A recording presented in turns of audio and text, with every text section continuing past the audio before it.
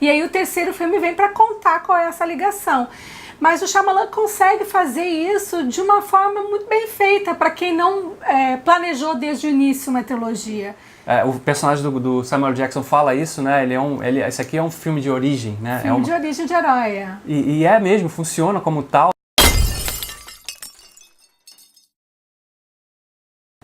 Fala galera, estamos de volta e hoje a gente vai comentar Vidro, uma das grandes estreias de 2019, né? E que está na nossa lista dos filmes mais esperados por nós para esse ano.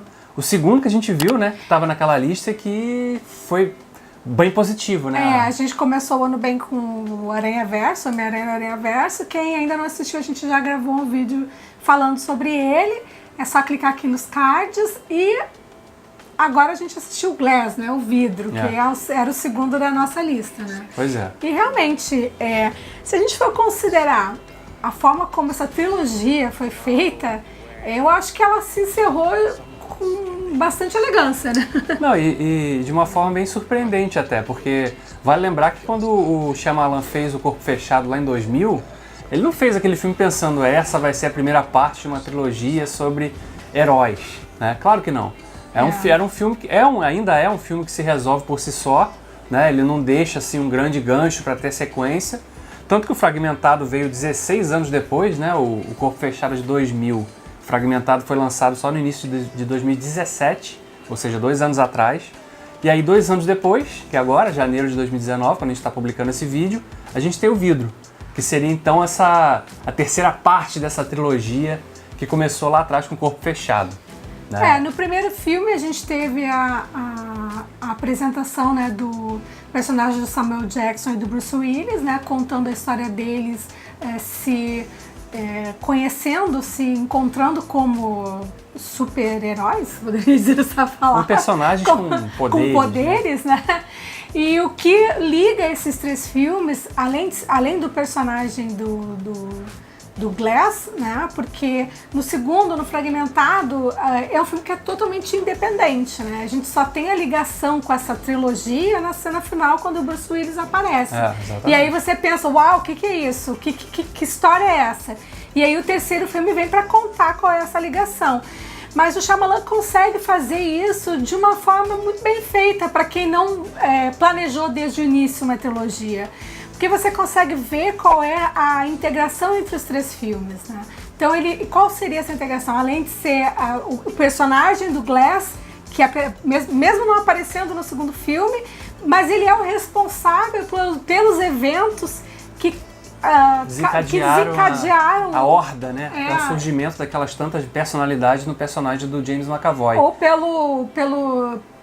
digamos assim, por tornar aquilo muito mais latente, muito mais explosivo do que era um simples transtorno de... Simples é ótimo, né? Um transtorno... Simples com 23 personalidades. Não, ele tinha um transtorno de personalidade, né? Múltipla personalidade. Só que aí surgiu a besta, né? A fera, né? Que a ligação toda que ele vai fazer é o acidente do trem que a gente vê lá no primeiro filme do Corpo Fechado, que o Bruce Willis é o único sobrevivente. Então esse evento é o que vai ligar toda a trama e botar todos os 3 no mesmo universo, no mesmo cenário. Aliás, esse negócio é interessante, porque quando surge no Vidro agora a revelação de que o pai do Kevin, que é o personagem do James McAvoy, também estava naquele trem, no acidente do qual o personagem do Bruce Willis, David Dunn, foi o único sobrevivente, você fica, então essa é a virada que o Shyamalan preparou para esse filme? A virada mesmo só vem no final, a gente vai comentar daqui a pouco, mas é legal porque o Shyamalan, ele é conhecido por fazer, né? A gente vai ver um filme do Shyamalan já esperando qual vai ser a virada que ele preparou dessa vez. Digamos assim, eu acho que o grande marco da carreira dele é Sexto Sentido, sem dúvida nenhuma, porque tem aquele final que é realmente de explodir a cabeça de todo mundo. E ele fez uma série de filmes muito bons, como Sinais, né? A Vila, mas também tem vários fracassos aí no currículo dele. E essa trilogia, eu acho que desperta um aspecto diferente dele, né? Porque aparentemente ali a questão não é fazer esse plot twist famoso. Porque quando você chega nesse plot twist, você até cogita, imagina que alguma coisa assim possa estar acontecendo. Mas o legal é que ele cria ali um mito de origem de um herói, né? E brinca com esse mito, né? Porque você estava falando, tudo bem, o Corpo Fechado já tinha dado claros sinais disso, porque o personagem do Samuel Jackson é um cara que tinha uma galeria de arte, de quadrinhos, né? Era alguém que conhecia profundamente aquilo, estudava aquilo, né? E aí tá brincando o tempo todo com aquela coisa do herói que tá surgindo, que é o personagem do David Dunn, o personagem do Bruce Willis, que é o David Dunn, naquele primeiro filme. E esse Vidro, o terceiro, ele tá expandindo isso, né? Ele tá brincando mais ainda com isso, com as consequências disso. Por que é importante que essas pessoas que têm dons especiais se revelem ao mundo, né? E por que, e aí já caindo na questão do grande plot twist desse terceiro filme, por que existiria um grupo que tem interesse que essas pessoas não saiam do anonimato, né? Porque, teoricamente, isso traria um desequilíbrio para a humanidade, ter pessoas com supercapacidades, né, sobre-humanas. Então essa é a grande virada que surge através da personagem da Sarah Paulson, que é uma atriz que a gente gosta pra caramba, já falou aqui em outros vídeos. Ela é a doutora Ellie Staple nesse filme, que surge, pra quem viu os trailers, ela é a psiquiatra ali que aparece fazendo entrevistas com os personagens, porque os três vão parar lá nesse hospital psiquiátrico, né? E ela tá tentando convencê-los de que eles não têm nada de sobre-humanos. Eles estão sofrendo de um delírio. Um distúrbio, né, mental e em dado momento o próprio espectador fica confuso. Um pouco essa ideia. Pô, e será, né? O personagem do Bruce Willis também se questiona o tempo todo, relembrando alguns momentos, alguns fatos da vida dele, que se ele não realmente estaria delirando, né? Levou aquilo tão a sério, mas na verdade é alguma coisa na cabeça dele. Mas a mente diabólica por trás de tudo é o do Glass, Mr. Glass, né? Que na verdade é uma mente diabólica, eu diria que até entre aspas, né? Porque assim, ele tava... tudo bem, é óbvio que ele que é mal porque ele matou pessoas pra atingir o objetivo dele. O que mais que ele fez? Ali vários crimes dele, né?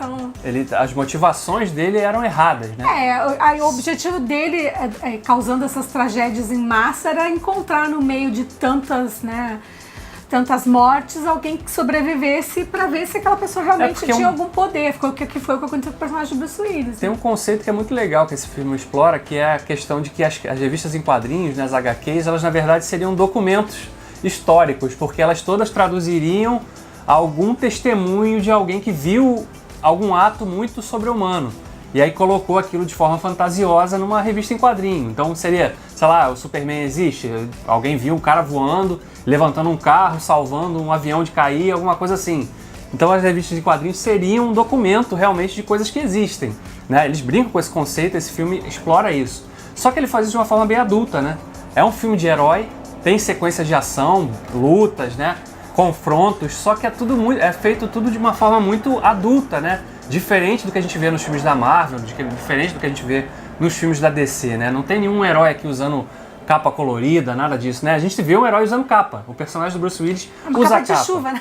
Que é que ele já aparece no primeiro filme, inclusive, né? Então aquele é o uniforme dele, entre aspas, né? Porque ele assume uma espécie de vigilantismo na cidade, né? Ele age ali... de impedir crimes e tal. Ele meio que se coloca nessa posição com o auxílio do filho dele, que aliás é o mesmo ator que fez o filme original. Então, exatamente. Assim, isso também é legal, porque eles colocaram a Casey do filme do Fragmentado, o filho do personagem do Bruce Willis de volta e a mãe do Glass. Do Elijah. O Elijah, que é o Samuel Jackson. Né? Então ali você tem rostos muito familiares para criar esse cenário de unificação de toda a trama. E não soa forçado, né? Não, o filme... Isso é que é legal. Assim, por mais que a história seja simples, não tem nada de extraordinário. Boa parte da história se passa dentro do hospital psiquiátrico com a intervenção da Sarah Paulson como psiquiatra. Começa com um pouco de ação, você tem toda essa parte dentro do hospital que trabalha muito mais a cabeça mesmo, né? A construção deles como personagens, e depois é que você tem um embate. Mas ao contrário do que se espera de um filme de heróis, que é aquela grande luta envolvendo... Cheia de efeitos, isso não acontece, entendeu? Porque exatamente não é esse o objetivo. É mais a coisa psicológica, né? E também a história quer subverter isso. Por quê? Porque aí veio o plot twist do Shyamalan, entendeu? Que você pensa, ok, aconteceu, acaba que todos são mortos, e aí você pensa, e aí, acabou a história? Acabou Aí a gente acaba descobrindo que, na verdade, o personagem da Sarah Paulson faz parte de uma confraria, de uma irmandade, uma organização que age para manter essas pessoas no anonimato, para convencê-las de que elas não são... Então eles encontram esses heróis, ou seja, eles não eram os únicos 3. Ela vai como psiquiatra estudiosa de casos de pessoas que se acham heróis de quadrinhos para tentar demover eles dessa ideia. Isso não acontece, eles são eliminados, né? E o filme deixa claro que eles fazem isso tanto com vilões quanto heróis. Eles não escolhem lados, né? Eles só não querem ter a defesa deles para as ações, é que não querem provocar um desequilíbrio, querem impedir um desequilíbrio na sociedade. A partir do momento que você tem pessoas normais e pessoas que podem levantar carros, então como que essas pessoas iriam conviver em harmonia? E aí eles passariam essa borracha, né, na história, e o que foi visto e tal seria só mito urbano, né, e ficaria tudo por isso. O problema é que a mente, né, inteligente do Glass previu tudo isso. Porque o superpoder dele, como a gente sabe, ele é super frágil, né, qualquer batida ele se quebra, mas ele tem uma mente um pouco mais avançada, né?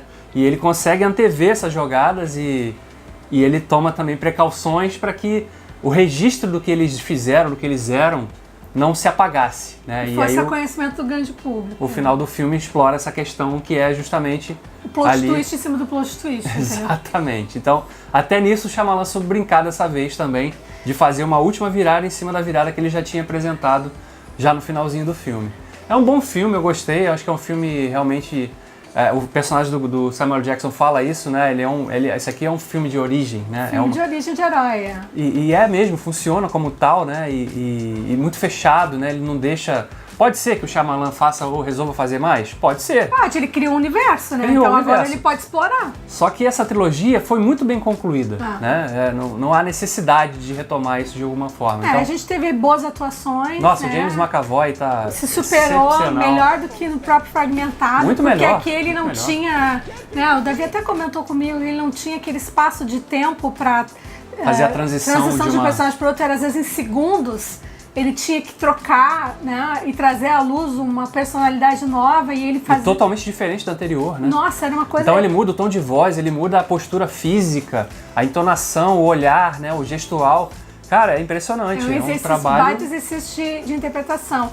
E o Samuel Jackson também, eu acho que se eu encontrasse ele na rua caracterizado, eu não encostaria nele com medo de quebrar o coitado, porque, gente... Não, e é impressionante como, mesmo sendo tão frágil, e ele fica boa parte do tempo, quando ele aparece, até ele falar alguma coisa, ele fica fingindo demência metade do filme. E você fica assustado, fica impressionado com ele, sabe? Então, e mesmo quando ele fala, quando ele age, né, porque ele se movimenta de forma lenta, ele tem que tomar todo cuidado e tal, mas ele é uma figura ameaçadora ainda assim, né? Essa construção toda, todo o jogo de câmera que o Shyamalan usou nesse filme para construir essas sensações também, e fez muito uso de pontos de vista, né? Se fosse a câmera no rosto do personagem, né? Mostrando o que ele está sentindo, o que ele está passando ali, que também transborda, né? E traz para o espectador uma sensação ali às vezes de estar ali, né? Acompanhando realmente do lado daqueles personagens. É muito legal, acho que tem poucas coisas negativas nesse filme, acho que a única coisa que eu realmente não gostei foi o personagem do Bruce Willis, o David Dunn, ser muito escanteado em boa parte da trama. Mas eu até entendo isso, porque quem tem um pouco de destaque a mais é o personagem do filho dele, que os outros personagens não têm. Então ele toma um pouco do espaço que seria do Bruce Willis, então dá pra entender ali por quê, né? Ele meio que ocupa, né, essa exposição. E aí eles obviamente dão muito espaço pro Samuel Jackson, pro Glass, né, pro Elijah, e claro pro Kevin, que é a personalidade central do personagem do James McAvoy, que tem um arco realmente fabuloso nesse filme e uma conclusão muito boa mesmo, e que faz jus, inclusive, o que a gente viu, o que foi introduzido lá no Fragmentado e que tem aí um desenvolvimento maior nesse terceiro filme. É um filme nota 10? Não, ainda tem né, podia. Mas é um filme bom, que vale a pena você conferir, é um filme bom. Tem o DNA do Shyamalan, né? Você vê a característica. Ele aparece no filme também. Como ele já faz, né? Meio que inspirado em Hitchcock, né? Ele faz a pontinha, e aliás a pontinha dele também remete ao filme Corpo Fechado, né? Exatamente. Então é bem legal, vale a pena você conferir no cinema. Isso aí. A gente fica por aqui e, como sempre, a gente fala aqui, né? Se você não é inscrito no canal, se inscreva, acione o sininho aí para receber as notificações e compartilhe com seus amigos. Ajude a gente a crescer, fazer mais vídeos Isso aí. fazer mais conteúdo aqui, essa troca que a gente tenta fazer com vocês. E siga a gente nas redes sociais também. Até a próxima. Até a próxima.